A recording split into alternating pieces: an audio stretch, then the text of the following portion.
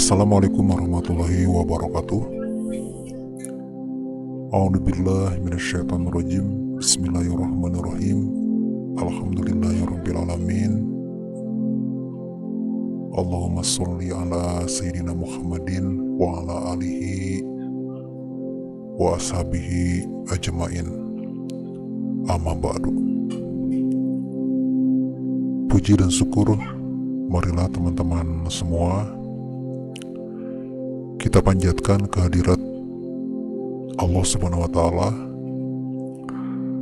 Salawat beserta salam mudah-mudahan tetap tercurah limpahkan kepada junjungan alam baginda Nabi besar Muhammad Sallallahu Alaihi Wasallam, keluarganya, sahabatnya, dan kita semua selaku umatnya.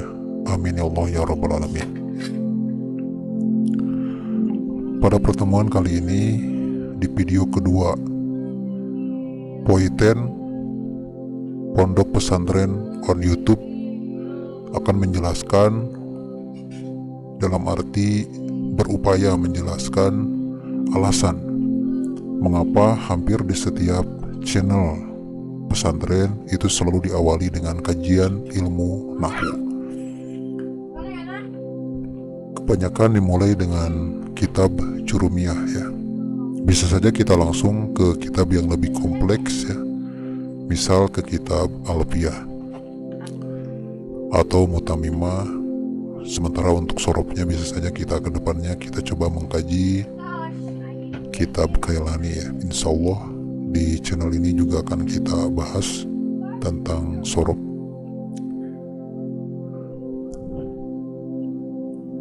Kita mulai saja.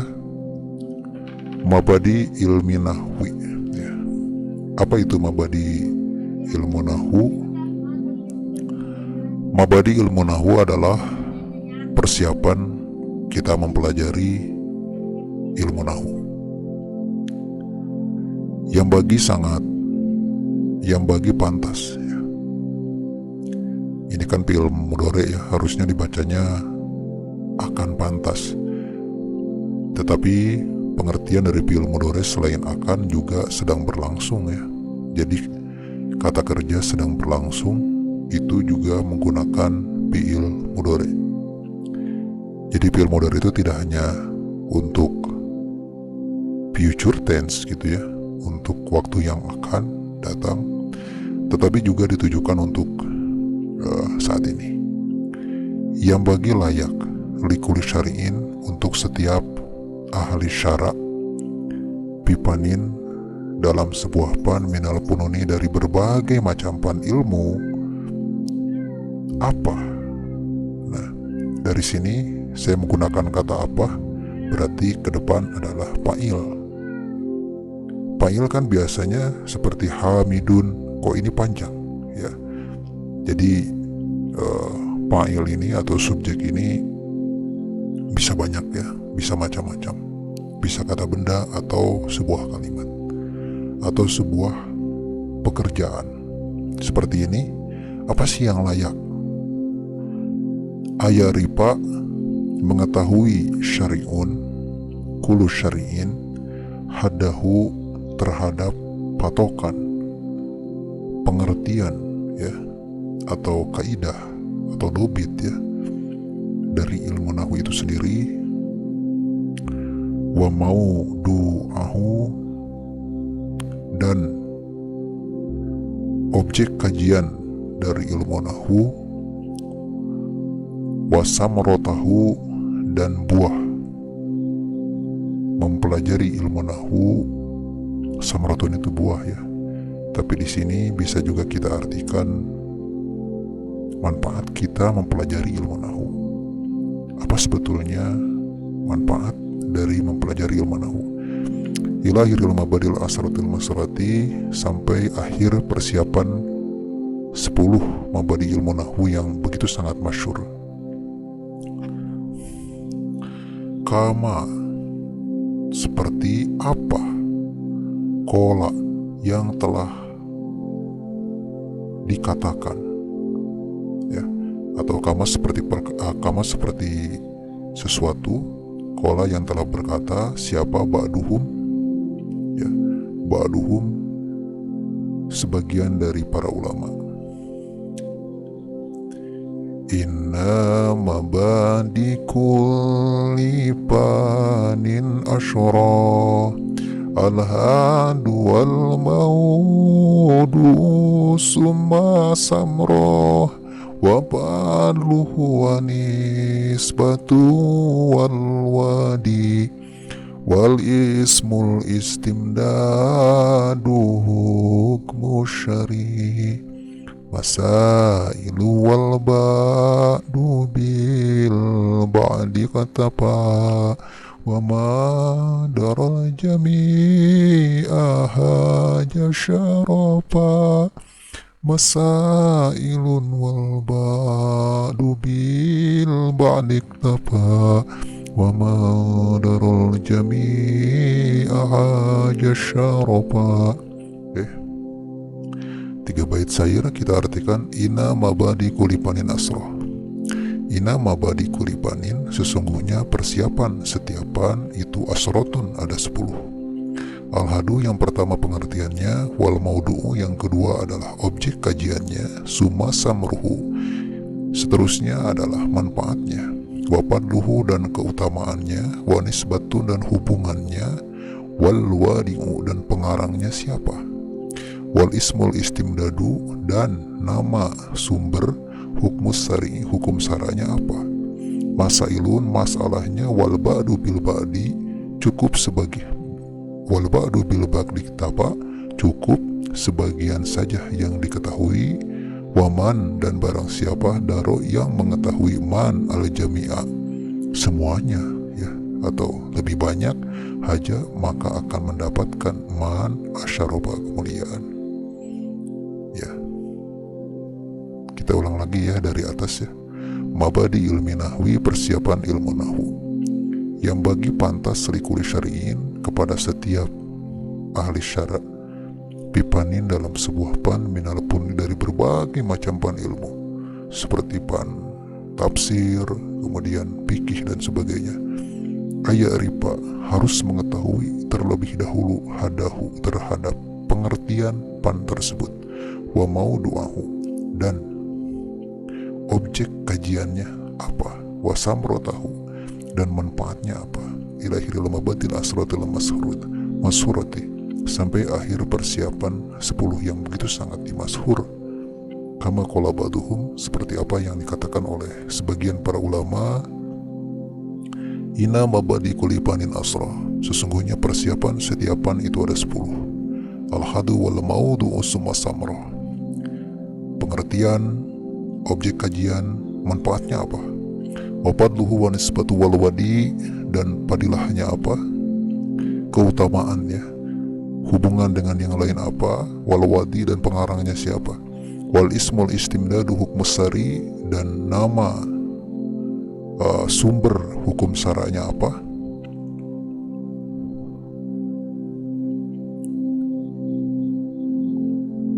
atau wal ismul istimdadu dan nama sumber itu hukmus syari hukum syara', masailun masalahnya, wal ba'du bil ba'di tapa cukup sebagian saja yang diketahui, waman darul jami'a dan barang, waman dan barang siapa daro mengetahui, man ini fil madi ya, daru di sinilah fil madi, al jami'a pada semuanya. Kenapa dibaca al jami'a? Karena ini jadi maf'ul ya, nasab ya, al jami'a kepada haja maka akan mendapatkan man asyarofa pada kemuliaan. Slide pertama sepertinya udah cukup. Jadi di slide pertama kita hanya menerangkan apa saja yang akan kita bahas di pertemuan kali ini. Ternyata ada 10 hal ya yang harus diketahui pertama kali oleh seseorang yang akan mengkaji sesuatu, sebuah pan ilmu. Mau apapun ilmu tersebut, maka dia harus mempelajari dulu apa yang akan dia pelajari. Dalam hal ini karena kita akan mempelajari ilmu nahwu di playlist saat ini, berarti pan yang akan kita kaji adalah tentang pan ilmu nahwu ya. Yang pertama haduhu ya. Haduhu pengertiannya apa? Pengertian dari ilmu nahwu. haduhu. Jadi domir hu di sini kembalinya kepada ilmu nahwi. Ya. Huwa adalah ilmun, mengetahui ilmun biusulin, mengetahui asal usul. Yuropu bisa diketahui biha dengan ilmun biusulin, apa ahwalu awakhiril kalimati, berbagai macam tingkah akhir kalimat, i'robnya, wabinaan dan mabninya, wabi'tibari kaunihi, dan jika menghitung adanya ilmu nahu alatan itu sebagai sebuah alat, ya, kononiatan, maka ilmu nahu itu bisa berarti sebuah ta'rif, konon atau dobit, taksimu muru'at halisani, yang bisa menjaga lisan anil khotoi, dari salah, ya, fil makoli, dalam berbicara, min haisu ta'diyatuhu aslul makna, sekira-kira bisa mendatangkan makna asal.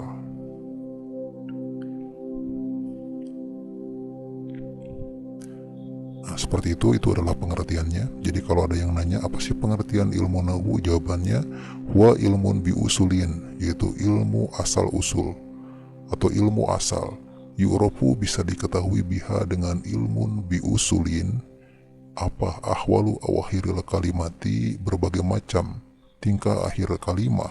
Ahwal di sini ya seperti di sini kan huruf Arab, ya, tidak pakai harokat.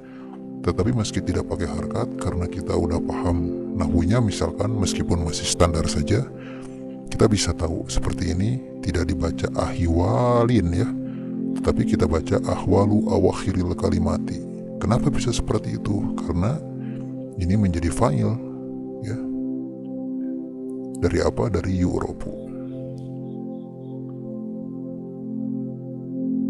ya, atau menjadi, ya, jadi fa'il dari kata yu'rafu. I'roban dalam i'robnya, wabinaan dan mabninya, sebab akhir kalimat itu tidak selamanya harkat, kadang ada mabninya. Seperti dalam kata di bawah, ya, ada contoh dalam bentuk madi seperti aslul makna. Kenapa tidak dibaca aslul maknai? Karena di sini makni, ya, karena di sini ada, kalau bahasa Sundanya ini alif bingkeng, ya. Jadi kalau katanya, kalau orang udah tahu alif bingkeng, berarti ngajinya udah lumayan lah. Seperti itu, ya. Tidak dibaca aslul makni, tetapi dibacanya aslul makna. Sebetulnya meski na di sini, tapi sebetulnya ini mabni, ya, terhadap khofad, terhadap irob khofad. Wabi tibari kauni, dan kalau menghitung adanya ilmu nahu alatan ilmu alat, konuniatan, maka ilmu nahu adalah salah satu konun, salah satu dobit atau tarif taksimu muru'at halisani, yang bisa menjaga lisan anil khotoi, dari kesalahan, fil makoli, dalam berbicara, min haisu ta'diyatuhu aslul mana, sekira-kira bisa datang dengan adanya alat ini apa aslul makna, asal makna asal. Selanjutnya yang nomor 2, ya, itu pengertian daripada ilmu nahwu. Maudu'uhu, objek kajian dari ilmu nahwu ini apa, ya.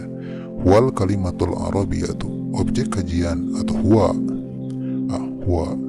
Adapun objek kajian dari ilmu nahwu itu al kalimatul arabiyatu, berbagai macam kalimat Arab, min haisul bahsi, sekira-kira membahas an akhwaliha, dari berbagai macam tingkah kalimat bahasa Arab ini. Jadi ilmu nahwu itu hanya ada dalam bahasa Arab saja. Jadi objek kajiannya untuk kalimat Arab. Yang ketiga, samrotuhu, manfaat dari mempelajari ilmu nahwu itu apa? Sonul lisani anil khoto'i bil kalami wal isti'anatu bihi ala fahmi kalamillahi ta'ala wa kalami rasulihi, ya. itu adalah samroh daripada mempelajari ilmu nahwu. Sonul lisani, menjaga lisan, anil khoto'i, dari kesalahan, fil maqoli, ketika berbicara, wal isti'anatu bihi, dan menjadi pertolongan dengan adanya ilmu nahwu, ala fahmi kalamillahi ta'ala, memahami kalam Allah Ta'ala, wa kalami rasulihi, dan kalam rasulnya. Jadi itu adalah manfaatnya.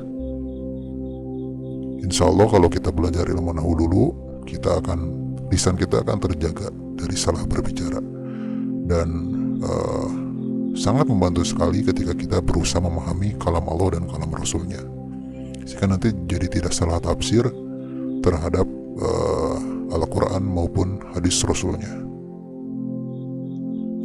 Yang keempat, fadluhu, manfaat daripada mempelajari ilmu nahwu, ya. Fawqanuhu, bukan manfaat, maaf. Yang keempat, fadluhu, keutamaan ilmu nahwu, keunggulannya apa? Fawqanuhu ala sairil ulumi binisbati wal itibar. Jadi di atas berbagai macam ilmu dengan nisbat dan itibar. Fawqanuhu, ya, lebih tinggi ilmu nahwu, ala sairil ulumi, di atas berbagai macam ilmu, binisbati, tetapi itu dengan nisbat, wal itibar, dan itibar, ya. Artinya tidak langsung misalkan ilmu nahwu itu ada di atas, tidak demikian, ya. Tetapi itu hanya sebatas perumpamaan saja. Kama kola, seperti apa yang dikatakan oleh para ulama, as-sorobu umul ulumi, sorob adalah ibunya ilmu, mamahnya ilmu, ya, sorob itu, wa nahwu abuha, dan ilmu nahwu adalah bapaknya ilmu. Jadi kalau seseorang udah mempelajari, santriwan, ya, santriawan atau santriwati, ya, akhi dan ikhwan dan akhwat semua udah mempelajari sorob dan nahwu, insya Allah nanti kedepannya akan lebih mudah ketika mempelajari ilmu-ilmu yang lain, karena kebanyakan ilmu agama itu berada dalam bahasa Arab, sehingga kalau misalkan kita mempelajari langsung itu lebih utama lagi. Dan kita tidak mungkin bisa mempelajari, mengkaji secara langsung ilmu agama secara benar-benar paham kalau kita belum mempelajari sorob dan ilmu nahwu ini. 5, nisbatuhu, ya, hubungan ilmu nahwu dengan yang lain itu apa? Li ghairihi, terhadap yang lain itu mubayyinatun, berbeda, ya. Sederhana ini, ya. Nisbatuhu, hubungan ilmu nahwu, li ghairihi, terhadap selain nahwu itu mubayyinatun, beda. Ya, jadi ilmu nahwu bukan ilmu goir nahwu, dan ilmu goir nahwu itu bukan ilmu nahwu. Selanjutnya yang nomor 6, wadi'uhu, pengarang dari ilmu nahwu ini siapa? Pengarang dari ilmu nahwu ini adalah Abul Aswad Ad-Du'aliyu, ya. Abul Aswad Ad-Du'ali rahimahullah, semoga Allah menyayangi Abul Aswad Ad-Du'ali, ya. Siapa yang memerintahkan Abul Aswad Ad-Du'ali untuk menciptakan ilmu nahwu? Yaitu khalifah keempat Sayyidina Ali karamallahu wajhah, ya. Jadi sebetulnya ilmu nahwu ini baru ada di masa kekhalifahan yang keempat. Yang ketujuh, ismuhu, namanya dari ilmu nahwu ini apa, ya. Nama dari ilmu nahwu ini ada dua. Yang pertama adalah ilmu nahwu itu sendiri. Yang kedua adalah wa ilmul arabiyati, dan ilmu tata bahasa Arab. Jadi ilmu nahwu itu adalah ilmu tata bahasa Arab, ya. Kita bisa menyebutnya ilmu nahwu atau ilmu arabiyah. Jadi bagi teman-teman yang memang belum pernah pesantren, kalau misalkan udah belajar ilmu nahwu atau belum, jadi tidak perlu khawatir kalau misalkan nonton di channel-channel yang lain, ya kan, karena banyak, ya, tentang belajar bahasa Arab gitu kan. Itu juga sebetulnya kita sedang belajar ilmu nahwu, ya. Karena metode pembelajaran dari ilmu nahwu itu macam-macam. Kalau yang ini adalah metode pembelajaran yang biasa dipelajari di pesantren-pesantren NU, ya, Nahdlatul Ulama. Memang seperti ini metodenya. Benar-benar terlihat rumit, tapi sebetulnya tidak rumit juga kalau kita rajin, gitu, ya. Lanjut ke nomor 8, istimdaduhu, sumbernya apa? Sumber kajiannya. Jadi kalau kita belajar sebuah pan ilmu, kita harus jelas ini pan yang kita pelajari itu tujuannya untuk apa, atau dari mana sumbernya, bukan tujuannya, ya. Sumber kajiannya itu dari mana? Min kalamil arabil fusohai, ya. Dari kalam bahasa Arab resmi atau formal ya. Al-Fusha ini bisa kita artikan resmi atau formal ya. Seperti bahasa Indonesia kan ada bahasa formal dan ada bahasa informal, termasuk Inggris juga sama seperti itu. Dan sumber dari ilmu nahwu ini adalah dari kalam Arab formal. Jadi kalau kita bicara Arab formal itu belajar dulu ilmu nahwu. Memang kadang-kadang kalau ada yang pesantren misalkan bilang, saya udah jadi TKI ini pesantren lama, tapi kenapa ketika jadi TKI kok beda bahasanya gitunya. Yang karena bahasa sehari-hari artinya bukan bahasa formal ya. Tidak ada dalam ilmu nahwu ini, adanya di pembahasan conversation ya, percakapan untuk bahasa Arab yang informal.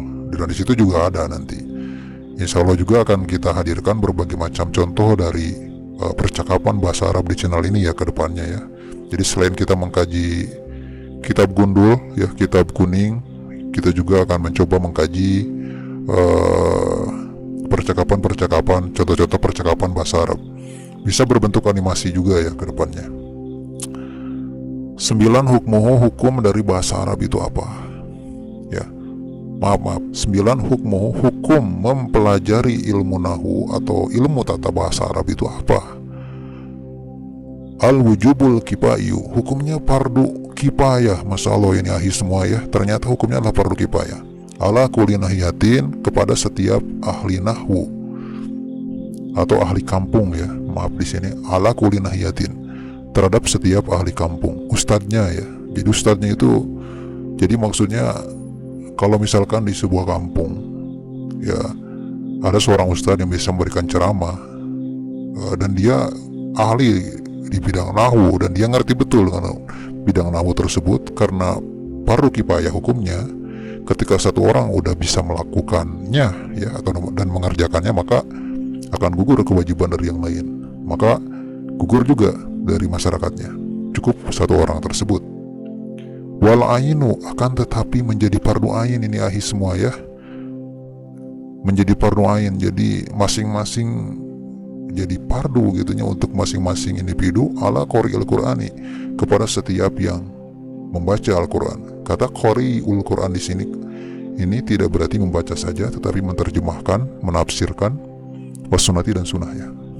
Jadi bagi orang yang menafsirkan Al-Quran dan sunnah Nabi, hadis Nabi SAW, sangat diwajibkan sekali untuk mempelajari ilmu nahwu tersebut supaya tidak salah tafsir ketika mengartikan sebuah ayat maupun hadis.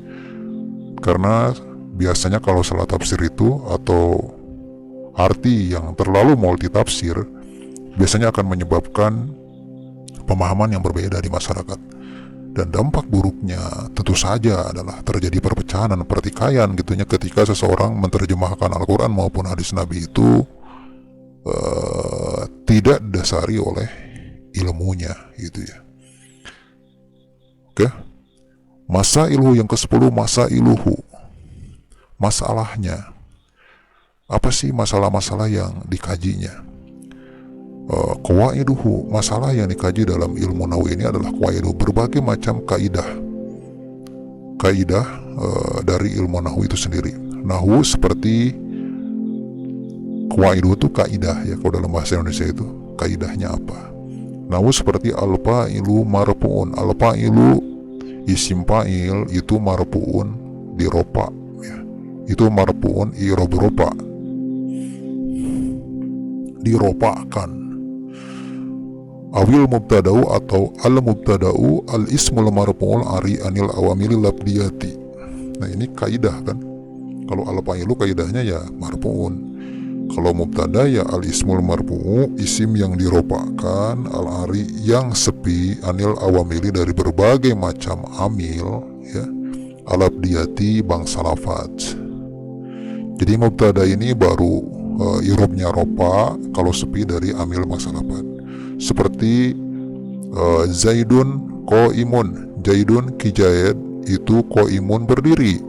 Tetapi ketika misalkan di depannya ada awamil labdiyah seperti amil nawasib, maka itu jadi nasab seperti Inna Zaidan Koimun, Inna sesungguhnya Zaidan Kijaid itu Koimun berdiri. Baik teman-teman semuanya, mungkin untuk pertemuan kali ini cukup segitu dulu ya. Jadi kesimpulannya di pertemuan kali ini adalah alasan kenapa kita harus mempelajari ilmu nahwu atau ilmu tata bahasa Arab ya. Karena memang manfaatnya karena penting sekali gitu. This is important gitu. Jadi kalau important gitu, kalau Anda misalkan belajar agama, kalau tidak mengawalinya dengan ini, itu sangat berbahaya sekali gitu. Takutnya nanti ada berbagai macam multi tafsir yang kita keluarkan, apalagi kalau kita misalkan orang-orang yang populer kemudian kita mengeluarkan hadis atau keterangan, tetapi keterangan yang kita buat itu terlalu multi tafsir, takutnya terjadi hal-hal yang tidak diinginkan di masyarakat. Sehingga dengan kajian ilmu nahwu dan sorof ini diharapkan kedepannya kita lebih berhati-hati lagi ketika menerjemahkan maupun menafsirkan ayat maupun hadis Rasulullah SAW. Kayaknya segitu dulu ya teman-teman santriawan dan santriawati di seluruh tanah air. Semoga ada manfaatnya pertemuan kali ini. Mohon maaf bila mana ada kesalahan ya di pertemuan kali ini. Karena sebetulnya kalau jeli